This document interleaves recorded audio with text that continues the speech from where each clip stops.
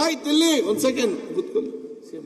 ಈಗ ಮಾನ್ಯ ಅಧ್ಯಕ್ಷರೇ, ಕ್ಯಾಶ್ ಬಗ್ಗೆ ಮಾತಾಡ್ತಾ ಇದ್ದಾರೆ. ಇದು ಶೂನ್ಯ ವೇಳೆಯಲ್ಲಿ ಪ್ರಸ್ತಾಪ ಮಾಡಿರ್ತಕ್ಕಂಥದ್ದು. ಎಲ್ಲರೂ ನಿಂತ್ಕೋಬೇಕಾದಂತ ಅಗತ್ಯ ಇಲ್ಲ.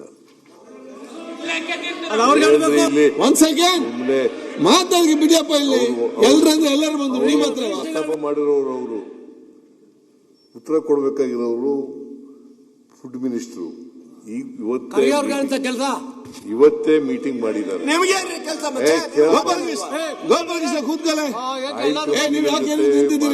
ಇವತ್ತು ಚರ್ಚೆ ಮಾಡಿದ್ದಾರೆ. ಅಲ್ಲಿ ಏನು ಆಯಿಲ್ ಕಂಪನಿಗಳವರು ಏನು ಹೇಳಿದ್ದಾರೆ ಅಂತಕ್ಕಂಥದನ್ನ ಪ್ರಸ್ತಾಪ ಮಾಡ್ತಾರೆ. ಅವರು ಅದನ್ನ ಕೇಳಕ್ಕೆ ನಿಮ್ಗೆ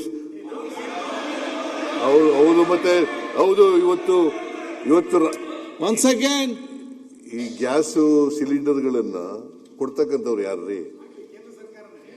ಕೇಂದ್ರ ಸರ್ಕಾರ ಅಲ್ವಾ? ಒಂದ್ ಸೆಕೆಂಡ್, ಹೇಳಿದ್ದಾರೆ ಕೇಂದ್ರ ಸರ್ಕಾರ. ಮೆಟ್ರೋ ಒಂದ್ ಸೆಕೆಂಡ್, ಯಾಕೆ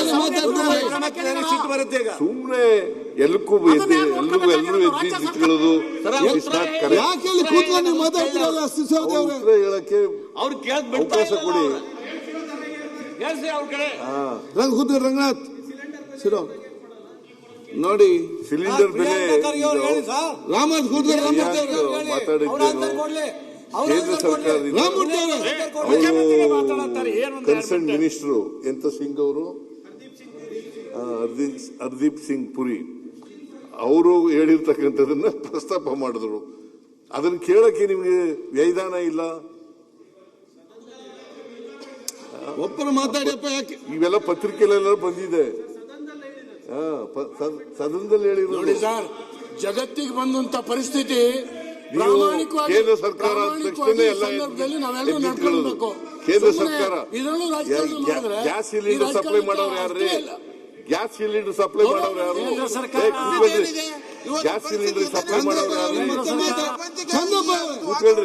ಚಂದ್ರಪ್ಪನವರೇ, ಗ್ಯಾಸ್ ಸಿಲಿಂಡರ್ ಸಪ್ಲೈ ಮಾಡೋರು ಯಾರಪ್ಪ? ಗ್ಯಾಸ್ ಸಿಲಿಂಡರ್ ಸಪ್ಲೈ ಮಾಡೋರು ಯಾರ್ರಿ? ಕೇಂದ್ರ ಸರ್ಕಾರ ಅಂದ ತಕ್ಷಣ ನಿಂತ್ಕೊಬಿಡೋದು. ಕೇಂದ್ರ ಸರ್ಕಾರ ಕೂತ್ಕೊಂಡು ಮಾತಾಡಬೇಡಿ. ಮತ್ತೆ ಯಾರೊಬ್ರು ಮಾತಾಡಿ.